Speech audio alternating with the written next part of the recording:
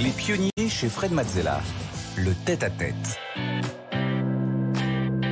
Bienvenue dans le tête-à-tête. Aujourd'hui, je reçois Alexia Laroche-Joubert. Bonjour Alexia. Bonjour. Alors, tu es visionnaire, tu as importé le concept de télé-réalité en France au début des années 2000. Rien que cela, tu es l'une des premières à avoir mis des anonymes à la télé. Personne n'a pu passer à côté des émissions que tu as produites ou auxquelles tu as participé et que tu continues à produire. Alors j'ai la liste parce que c'est quand même assez long. Et encore, j'ai dû en oublier la moitié. Love Story, Koh-Lanta, Miss France, La Ferme des Célébrités, Les Ch'tis, Les Marseillais, Fort Boyard, Les Minicums, Star Academy, Secret Story. Tu touches un public très large. Alors tu connais le principe de l'émission. Ici, on est là pour analyser, regarder tes émotions, tes ressentis, tes apprentissages derrière ton parcours professionnel. On va explorer ton esprit pionnier. On aura quelques interventions de Stéphanie qui viendra nous montrer et nous illustrer justement toutes ces étapes de parcours. On va essayer de comprendre comment tu vis et tu prends tes décisions. Alors c'est parti. Tu es né en 1969 et tu as grandi à Paris.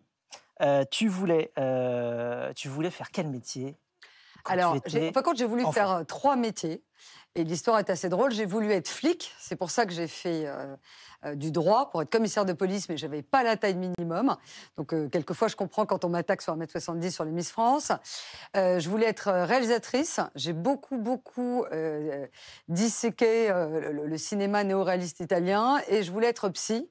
Et je dis qu'avec Love Story, j'ai fait les 3. C'est-à-dire j'ai enfermé des gens, je les ai filmés, et d'une certaine façon, je les ai confessés. Voilà. Et alors, tu es passé par le droit. Tu as fait des études de droit. Ouais, j'ai fait un 2SS de droit. Et alors, comment tu es passé du droit à la télé ? Enfin, quand j'ai fait en parallèle, j'ai eu la chance de démarrer très jeune. Je crois que j'ai démarré vers 19 ans. Je regardais pour la retraite. Si j'avais une longue carrière. Justement. Et je crois que ma première fiche de paie, je dois avoir 20 ans, parce qu'avant c'était des stages, mais en revanche, j'ai pas suffisamment de trimestres.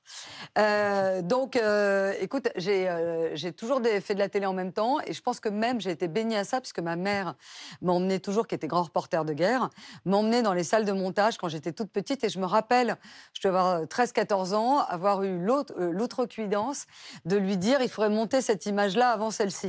Et donc, je pense que mon amour de la télé est arrivé très jeune. Et alors, ils ont suivi tes conseils ou pas ? Maintenant, ils les suivent, mais... Non, je ne sais pas. Je crois qu'elle ne les a jamais suivis, heureusement, parce qu'elle a sa propre écriture.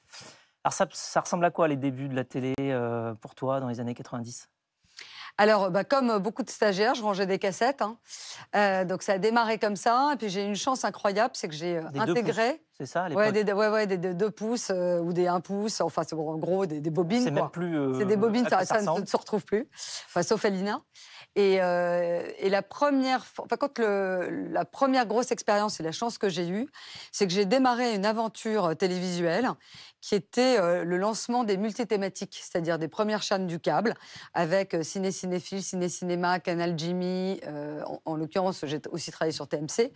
Et c'était l'école on fait tout soi-même, parce qu'on n'a pas de moyens. Et je pense que ça a été merveilleux. C'était un peu l'auberge espagnole.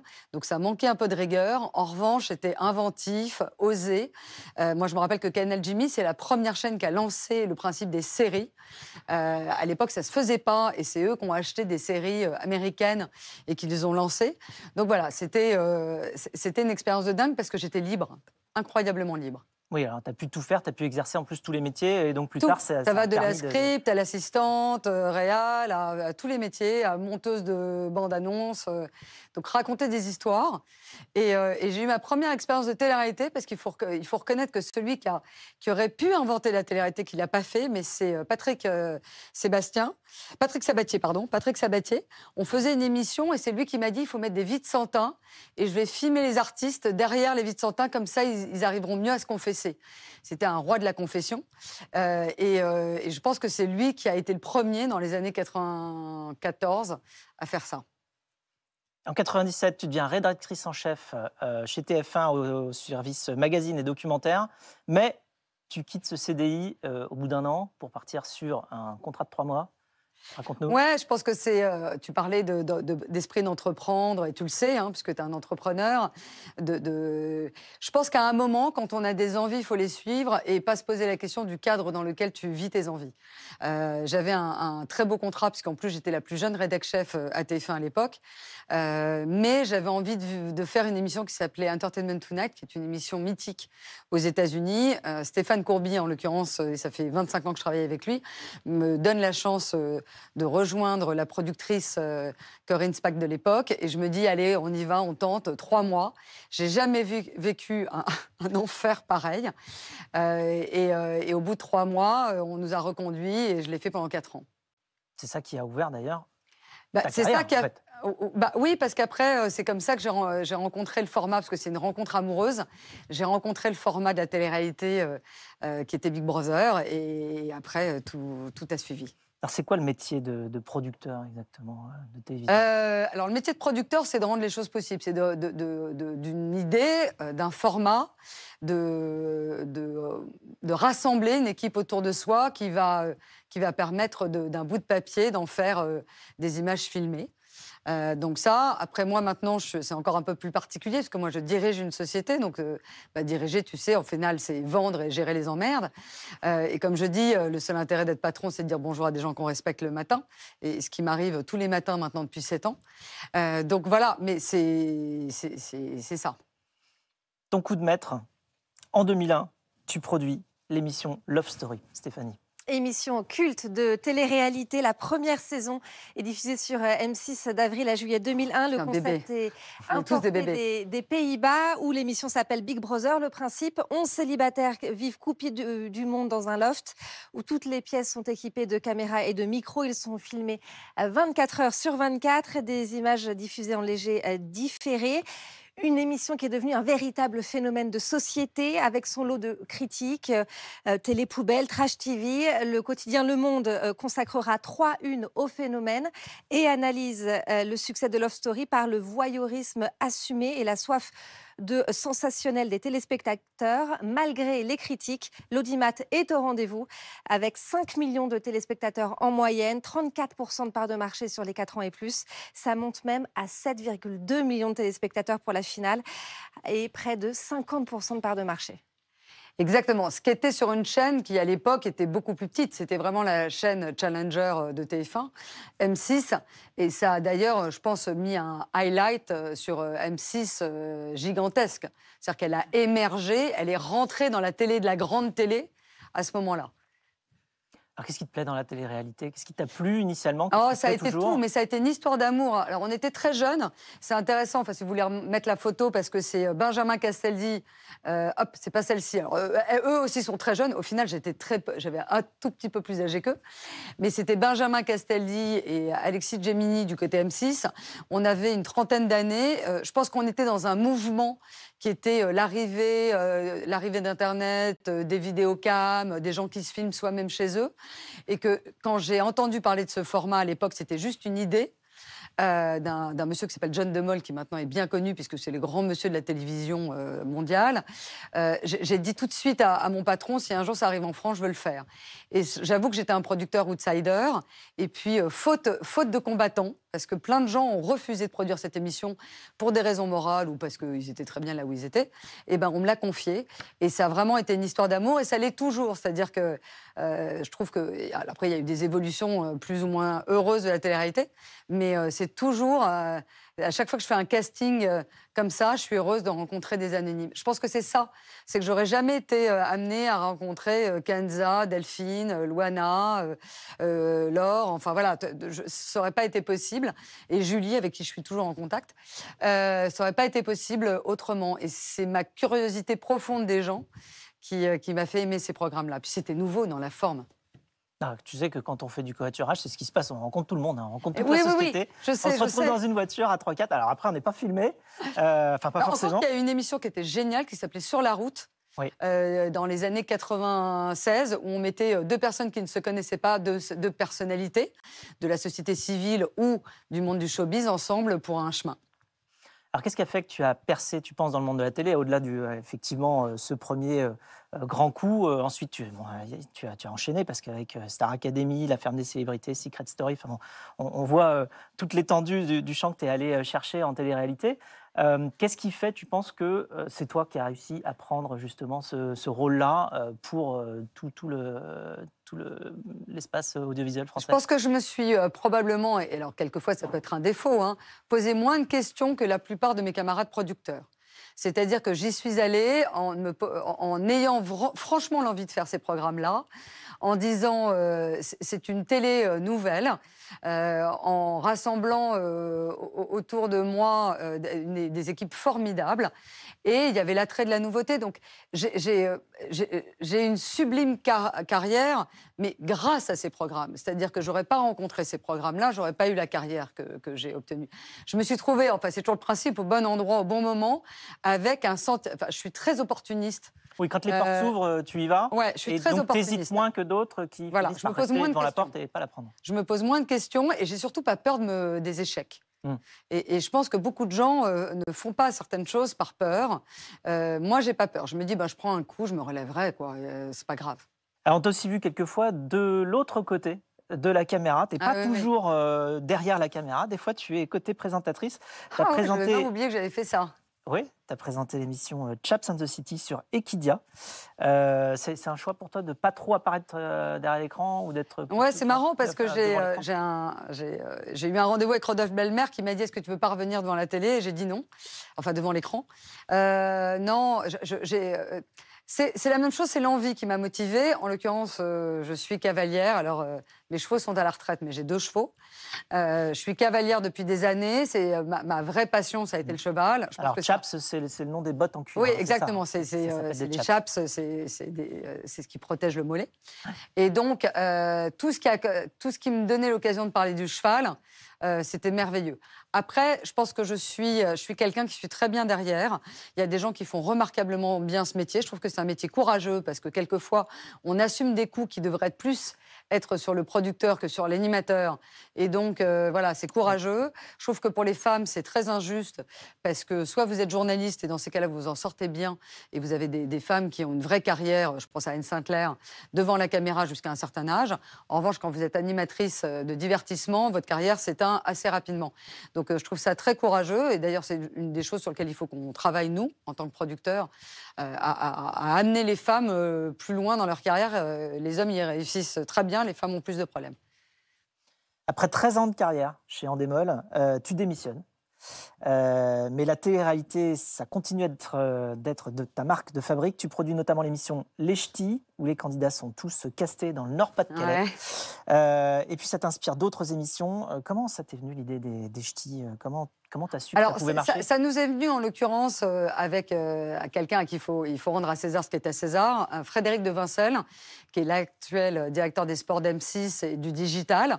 On avait très envie de faire un programme sur les jeunes. Moi, je voulais sortir du principe de l'enfermement et de la mécanique d'élimination. Et je disais, il faut faire un programme de télé-réalité comme on regardait Hélène et les garçons, donc un vrai feuilleton.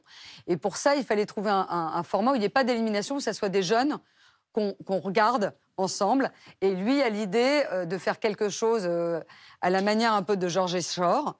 Et à l'époque, il y avait les Ch'tis qui venaient de sortir. Oui. Et on s'est dit, c'est une communauté géniale. Et voilà, et de fil en aiguille, d'un travail collectif, on a abouti à ça. Est-ce qu'il y a des limites à la télé-réalité, tu crois? Oui, moi je dis toujours que j'ai une limite. J'en donne un exemple très concret. En Hollande, sur Big Brother, ils font venir un homeless, un SDF, pour voir comment les candidats de ce Big Brother allaient réagir. Je trouve que l'idée aurait été intéressante si ça avait été un comédien. Pourquoi? Parce qu'un comédien joue un rôle. Là, d'utiliser la faiblesse d'un SDF, quelqu'un qui est en difficulté pour d'une certaine façon voir la réaction des autres, ça c'est ma limite morale. Depuis 2016, tu diriges ALP, Adventure Line Production. Là encore, tu produis des émissions cultes. Stéphanie. Oui, ALP, fondée en 72 par Jacques-Antoine, c'est aujourd'hui une filiale de Banijay. Et parmi les émissions mythiques qui sont produites par ALP, il y a La Carte au trésor sur France 3, Fort Boyard diffusé sur France 2. On compte désormais 31 saisons. Autre grand succès, Koh-Lanta, 22 saisons. On ne sait même plus combien il y a de... Parce qu'en fonction de la manière dont on ne sait pas comment. Même moi, je ne suis pas capable de vous le dire combien il y a de saisons. Eh bien, chaque année, en tout cas, la production enregistre entre 25 000 et 35 000 candidatures.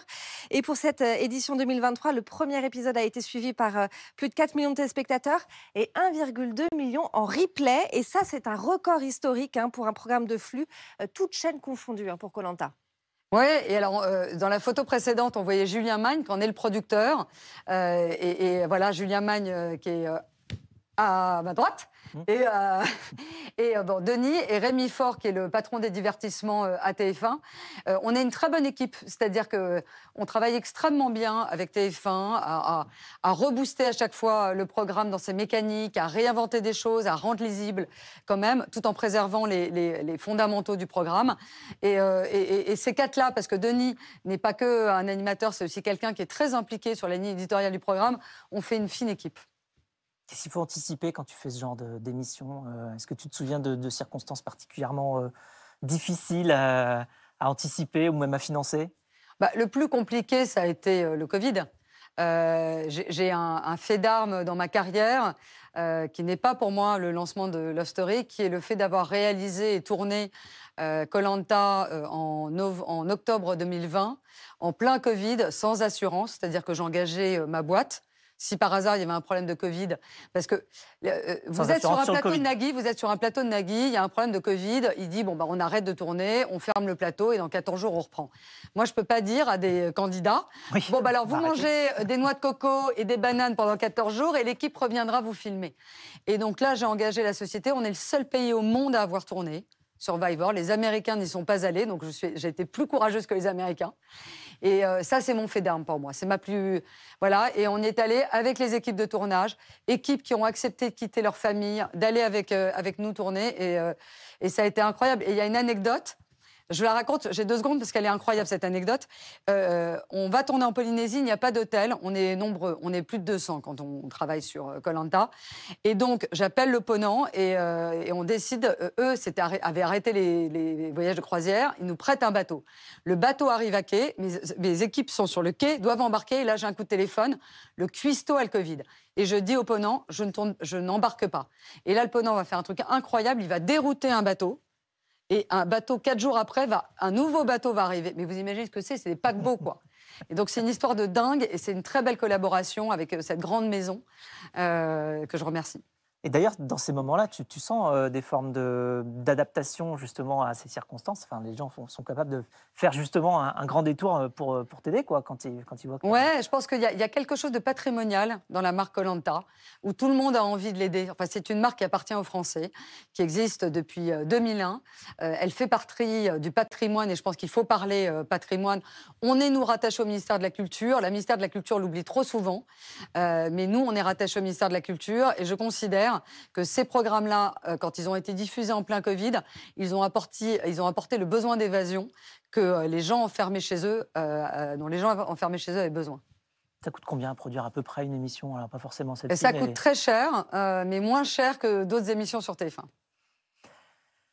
D'accord. Très cher, mais moins cher que d'autres. Très bien. Alors, donc, en 2021, tu prends également la tête de la nouvelle société Miss France et tu produis la finale du concours. Tu as su t'approprier l'émission, tu l'as fait évoluer un petit peu aussi, en vision, en valeur, en image. Ouais, alors c'est une longue histoire, cette émission, parce que j'ai eu la chance de la produire, de participer à la production à l'époque de Geneviève de Fontenay. J'étais directrice des programmes à l'époque et je l'ai produite avec un garçon qui s'appelle Frédéric Gilbert, qui est avec moi maintenant. Et je pense que tous les deux, on a eu le courage de demander cette émission qui est un énorme barnum. C'est 400 personnes, c'est un événement incroyable au moment où on le produit. Et c'est un programme, c'est vraiment le programme qui me fait rêver. Et comme je dis souvent, j'en avais marre des pouilleux sur une plage déserte. J'avais besoin d'avoir de la féerie. C'est toujours le début de Noël un peu, enfin voilà. Et contrairement à ce que tout le monde dit, c'est un incroyable ascenseur social. Je pense que c'est ça que j'aime aussi dans la télé-réalité et dans ces programmes-là, c'est que donner l'occasion à des gens qui n'auraient jamais accès à la lumière de se mettre en avant et après c'est à eux d'en tirer profit. Et c'est un énorme ascenseur social. Vous avez des gens qui viennent de partout en France, des dom-toms, de tous les milieux socioculturels. Enfin voilà, c'est comme Koh-Lanta, c'est-à-dire on est accessible à tous. Et j'ai fait tomber beaucoup de barrières, c'est-à-dire l'âge, le fait d'être marié ou pas. Pour moi, moi j'ai fait ma carrière, ou d'avoir des enfants, j'ai fait ma carrière en élevant 2 enfants seuls. Oui, parce qu'avant, il y avait des limitations. Oui, il y avait des limites. Et donc maintenant, la seule chose auquel je n'ai pas touché, c'est 18 ans, parce que pour le coup, ça serait compliqué si c'était une jeune femme mineure. Et en l'occurrence, la taille, parce que les jeunes femmes défilent, et avec des robes de couturier. Les robes de couturier, il ne faut pas mesurer moins d'1,70 m, parce qu'en direct, vous ne pouvez pas faire des ourlets. C'est aussi con que ça. Alors, c'est un record, hein, c'est pareil, 8,1 millions de téléspectateurs pour Miss France. C'est la plus grosse télé avec les Enfoirés. Oui, c'est le plus gros succès de la télé française. Et alors, par rapport à ça, on l'a senti un petit peu, tu as abordé 2-3 fois ces sujets-là, mais comment tu fais face à la critique quand il y en a? Est-ce que tu as des outils pour grandir en tant que productrice? Comment tu fais pour, quelque part, continuer à faire ce que tu as envie de faire, même quand... Alors, la chance que j'ai, c'est que j'ai subi énormément de... C'est plus que des critiques, hein, c'était des insultes, puisque j'ai été traitée par Ségolène Royal de proxénète, ce qui est quand même un terme assez fort à l'époque de Love Story. Je pense que j'ai la peau dure et que je suis assez claire dans mon schéma de valeurs. Je fais attention aux gens. Je sais que je suis un manager attentif. Alors, ce que je dis souvent, peut-être qui quelquefois a laissé, malheureusement, parce que je suis très rapide, quelqu'un sur le quai de gare, et ce qui a été mon erreur de manager. Mais en revanche, je dis les choses. Donc, je ne suis pas fuyante. Donc, comme je suis assez claire dans ce que je fais, que j'ai toujours été motivée par l'envie, vous le défendez. Quand vous avez une envie, une certitude, une volonté. Donc, j'ai pas de choses cachées. Voilà, je peux tout avouer et tout dire. Alors, on a une question pour toi. Une question surprise de la part de quelqu'un que tu connais avant très bien. Ah si, bon non. Mais là, c'est pas moi qui la pose. Ah, d'accord. C'est quelqu'un que tu connais très bien, qui se prénomme Denis. Ah, mon Denis. Coucou Alexia, regarde, je suis dans le sud de la France avec juste derrière moi des citrons, un citronnier. Alors le citron, c'est plein de vitamine C, donc d'énergie. Ça me permet de te poser une question sur ton énergie légendaire, du matin au soir et du soir au matin. Quelle pile t'as réussi à mettre dans ton corps pour être toujours en forme, que ce soit physiquement ou moralement? Vraiment, j'aimerais bien connaître ton secret. Je t'embrasse. Je l'adore, mon Denis. Denis, qui est un hyperactif. Hein. Donc, ça me fait rire. Aussi, ça me fait rire. Je pense qu'il y a une rage en moi. Quand j'étais petite, j'étais très rageuse, très agressive. Et que j'ai su travailler là-dessus pour le transformer en énergie. Que je suis très curieuse. Et Denis est comme ça. Denis, il prend son vélo quand on est sur Koh-Lanta, il va voir les populations, il va voir la culture, il a même sauvé une femme qui allait mourir si on ne lui trouvait pas en urgence un médecin. Et donc on l'a fait grâce à nos hélicos sanitaires, on a pu l'évacuer sur une grande ville pour qu'elle soit opérée. Elle était enceinte, en faisant compte, le bébé sortait pas. Il était en siège, donc elle serait morte. Elle serait morte en donnant naissance à son enfant. Donc voilà, et cette curiosité qui nous anime, je pense que c'est la curiosité, c'est la grande force des entrepreneurs. C'est le regard sur ce qui se passe à l'extérieur. Et donc moi, ma flamme, je la mets au service de l'extérieur. Et la capacité à prendre les opportunités quand elles se présentent. Du coup, ça va avec la curiosité. Oui, il faut dire qu'on est opportuniste. Opportuniste, c'est un beau mot. Opportuniste, c'est saisir les opportunités. Curiosité, opportunisme et canalisation d'énergie, ce seront les mots de la fin. Merci beaucoup, Alexia. Merci à toi, Fred.